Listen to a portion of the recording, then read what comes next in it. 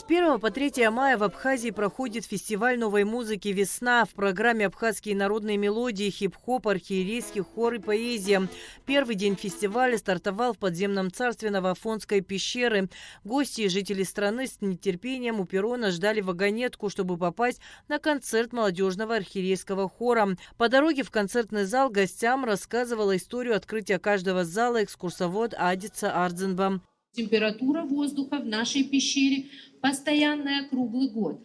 11-14 градусов тепла. Влажность воздуха здесь 98-100%. Относительно низкая температура и высокая влажность определили флору и фауну нашей пещеры. Животных, встречающихся здесь, можно разделить на 3 основные группы. Первая группа – это троглобионты, типичные пещерные обитатели, такие как мокрицы, моллюски, ракообразные. Вторая группа – это троглофилы, летучие мыши. Всю зиму они проводят в глубокой спячке, повиснув на сводах пещеры. Концертная программа проходила в так называемом зале спелеологов, который специально отведен для проведения подобных мероприятий. В зале сидячих мест для посетителей было приготовлено около 200. Огромные своды пещерных залов создавали длительное эхо, которое поддерживало голоса, делая их объемными и величественными. Зрители концерта наполнены восхищением, духовным трепетом и эмоциональностью.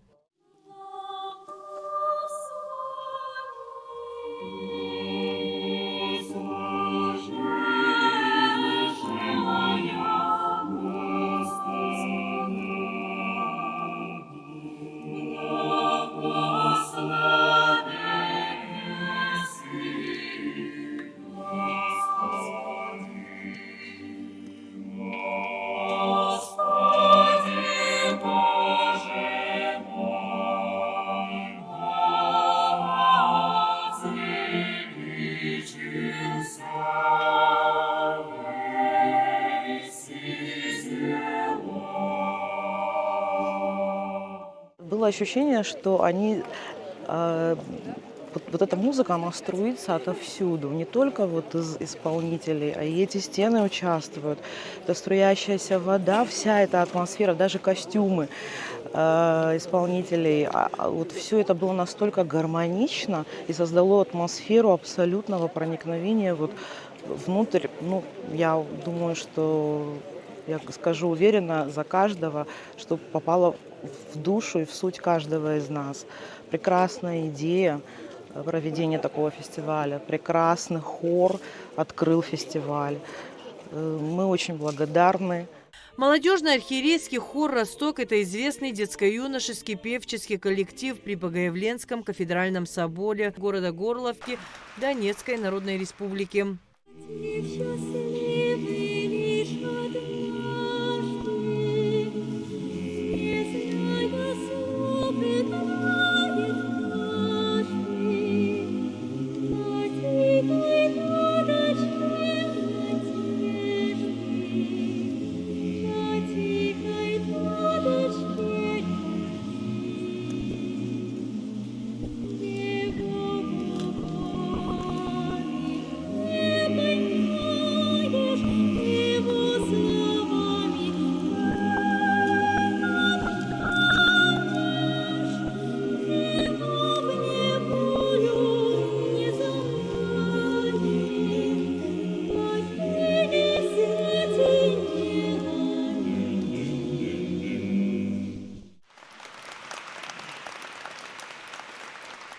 По благословению нашего владыки был создан этот хор, а я руководитель с самого начала 2014 года. Они еще были маленькими детками, там 8-9 лет, когда мы начали с ними этот путь.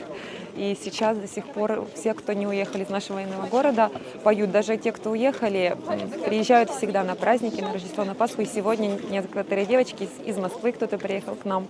Исполнены были композиции из песнопений, из богослужений. Это всеночное бдение, литургия, также колядки рождественские, которые мы очень любим, и пасхальные песнопения. Помимо этого была у нас программа из песен украинских народных и русских народных. Это дети Шахтерского края, это дети из Горловки.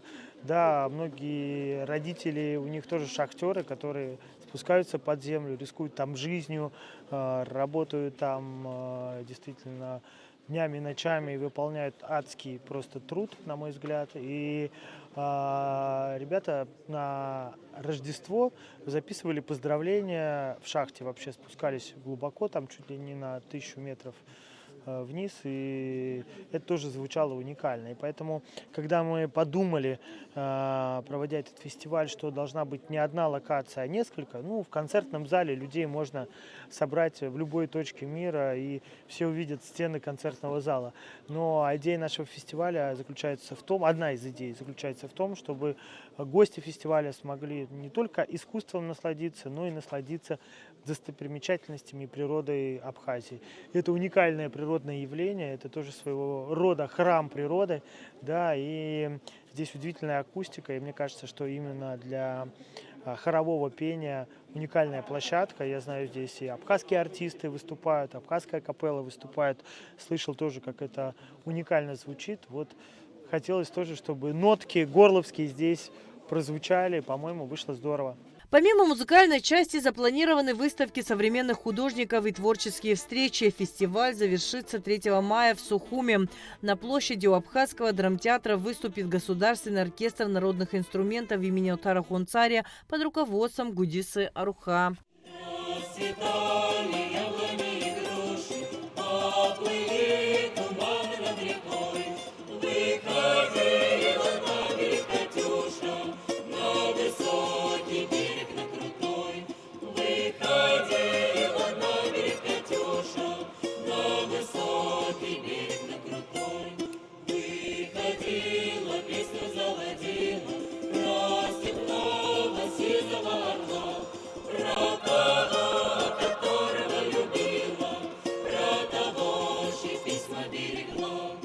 Адита Сагария, Юрий Арцебашев, Абхазское телевидение.